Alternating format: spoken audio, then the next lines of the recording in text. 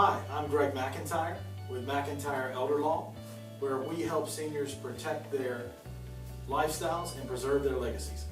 And I'm honored to be here with Joe Seidel, again, from Bayada Home Health, one of the, or if not the largest healthcare provider, in-home healthcare provider in the United States that is privately owned. And they have about 300 locations nationwide and projected to do about $1 billion in business. And the subject of this one, of this video cast or Elder Law report is what is in-home care? What services are provided? Is it the same as if you're in a nursing home and being cared for by a nursing home attendant? Is it more? What about running errands, or what if I need to go get groceries or cat food for the cat? What's provided, Joe? That's a great question, and for each individual family that we sit down and talk to, we try to figure out what their needs are, and we try to tailor our program to their needs. Some of our competitors are going to say you're going to have 20 hours a week, 5 days a week, or for 4 weeks or whatever. We really sit down and listen and try to tailor the program. We started things as simple as, I've run into a lot of people that when they get up in the morning, it's really difficult for them to get started for the day. And we do what we call a bath visit program. We're there for an hour and a half. We go in, we help them get bathed, we might fix their breakfast, we help them get dressed. And once they get through that, they're good to go the rest of the day. But they have a difficulty getting out of bed, doing those tasks in the morning. And so we've got a bath program where they're an hour and a half a day. And we might be there, 3 or 4 days a week or 7 days a week, whatever the family needs. Not to make light of people who need that type of care, but I might need that type of care. Hey, there's some mornings just getting out of bed is a victory. So, but it is there are a number of people that sure. They may have arthritis, and the arthritis is worse in the morning, and once they kind of get their muscles warmed up and get moving, then they're solid for the rest of the day. Right. But they need that help. We can be there but for your services, they might be in bed all day. Or they could be in an institutional setting. Sure. And really, they could stay at home and just get this one thing to help them going. Right. We have some people that we go back in the evening and help them get ready for bed at night. Sure. But during the daytime they can do their own tasks. They can do their own. They can take care of themselves. So we listen to what they have to say and what's important to them. We have clients that were there 24 hours a day, and we have an aide there 24 hours a day, a home health aide, and providing preparing meals, running the errands, taking them to the beauty shop. What services do they need and again, we're looking at, I want to stay in my home, and what can you do to enable me to stay in my home? Well, this home health aide on can that do. note, what are some of the reasons that you heard? Why do people want to stay in their homes so much?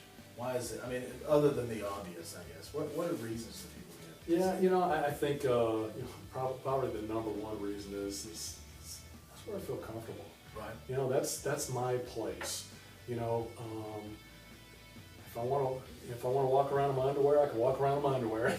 Right. And it's my house. I can do what I want to do, and I don't have to answer to anybody.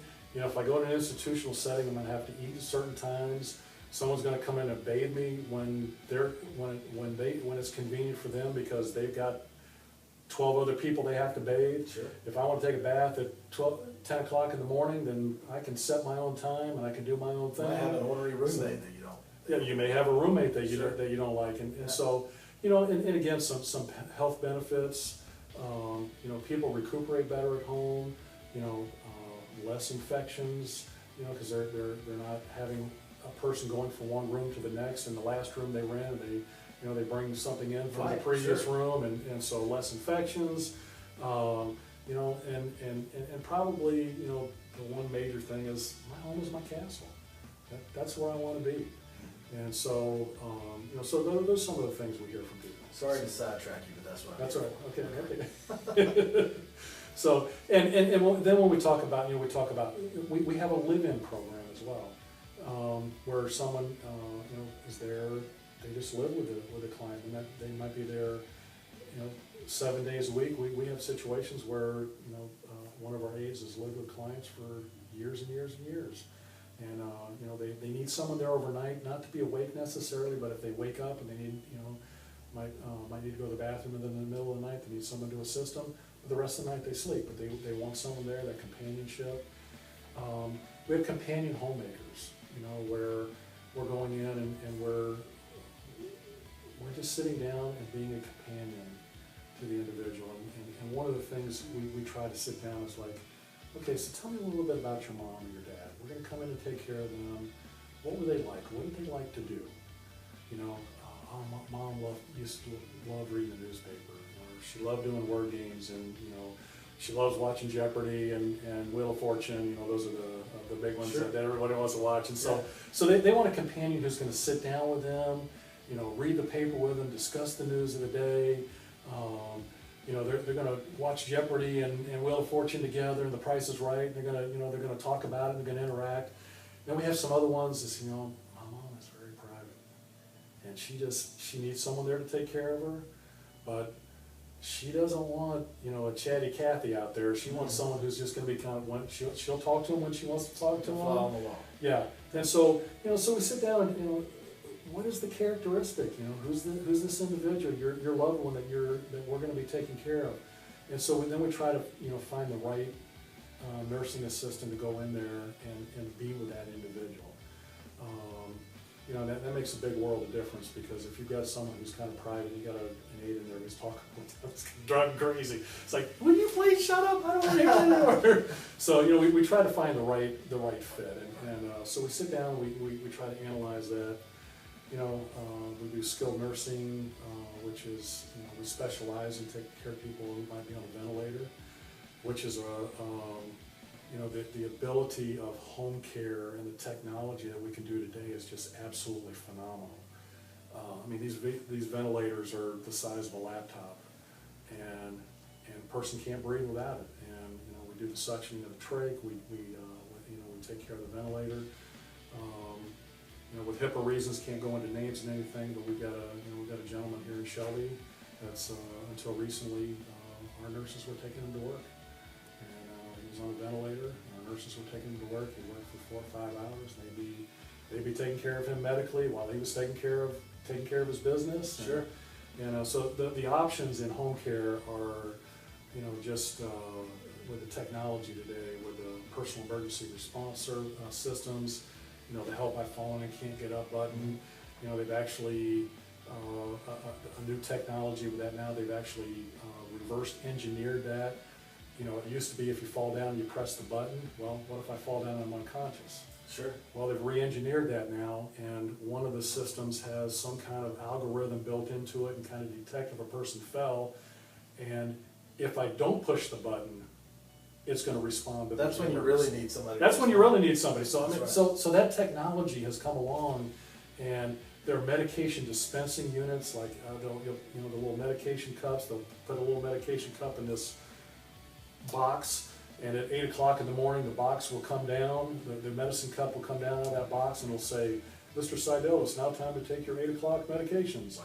And after 3 times of telling me that, if I don't do it, it rings into an operator. The operator then calls my house and says, "Hey, you forgot to take your medicine." If I don't answer, then they call someone, my loved one, to come and check on me. So the technology in home care is just absolutely phenomenal. And the ability to take care of people at home, like I said, taking care of someone with a ventilator at home was unheard of years ago. And now it's like, people are able to stay at home. In Bayada, we take care of, we have adult and pediatric divisions. At one point in time in the Shelby office, I had a 1-year-old on a trach, and I had a 103-year-old that we were taking care of, and everybody in between. And so we've got a broad range of services. So the things that you can do in the home today, we just need to sit down and talk to someone and say, what are your needs? Let's figure it out if we can do it. We probably can. That's unreal. So, and pretty cool. Oh, it's phenomenal. It's so cool seeing some of the technology. Sure. And the advances in technology are gonna, and then what will become, we get out there, Military is actually probably the leader in telehealth. And, but there are programs right now where the University of Washington does cataract surgery on patients in Alaska from Washington. Like robotic surgery? Robotic with lasers, Right. and so with all that kind of technology, there was a physician in Paris who actually did an appendectomy on a patient in New York. Sure. Now there was a doctor standing by in case they were demonstrating it, but as we develop that technology more and more, the ability to take care of people at home is just going to explode. Using Google Glass and other types Oh yeah, just so many I different. think that's how they did that appendectomy, actually. So, but it's so cool, just the different technology that's available, and you know, home care is just going to explode, and you know, as we've talked before, you know, who says, hey, send me to an institution? I'd really like to go. Everyone wants to stay at home. Sure. And with the technological advances, and you know, the more and more we're going to be able to do that, it's just going to be keeping people at home. My question is, okay, just as far as overall resources, it would seem like home health, community-based healthcare, home health care, that's the wave of the future. Getting away from a centralized hospital and nursing home location in many cases. Yeah. At least in the cases where it makes sense. Yeah, and there's obviously going to be a need for those places. Sure. But home care is a, you know, on an affordability scale, we're on the low end of the affordability. You know, we're not taking care of bricks and mortar. We don't have to do any of that stuff. We're just sending individuals into a home to take care of them. And the cost factor is considerably less than a nursing home, than a hospital. You know, and again, people want to stay at home. And this is, you know, it's just a burgeoning, exploding industry, and with a lot of potential in the future. So from a Medicare, Medicaid perspective, it's less resources coming out of the system as well, right? Absolutely, absolutely. Yeah. That's very interesting. Any other things that you wanted to talk about? Yeah, you know, I don't have any more really kind of on this subject, but we, you know, just like you, when you sit down with an individual and Sure. talk about their finances, we sit down with an individual and try to figure out what their needs are and tailor a program to meet their needs. Absolutely. And every individual is unique, and every individual has, you know, their idiosyncrasies, the things that they like and things they don't like, and so we really try to plan that out for them and sit down and so do your care providers. So you try to match up the right care provider with the right with that individual that Yeah. fits their personality yeah, and make them feel comfortable. we really believe in the dream team concept. That's Okay. what we call it. Right. It's going to be a set of caregivers that go to that same client all the time. Now, can we do that 100% of the time? No, because there's sickness, call-outs, different things. Right. But we really try to develop that dream team concept, because we have understood that continuity of care is the best that we can That's do. the term that was in So, my mind, is continuity. Yeah.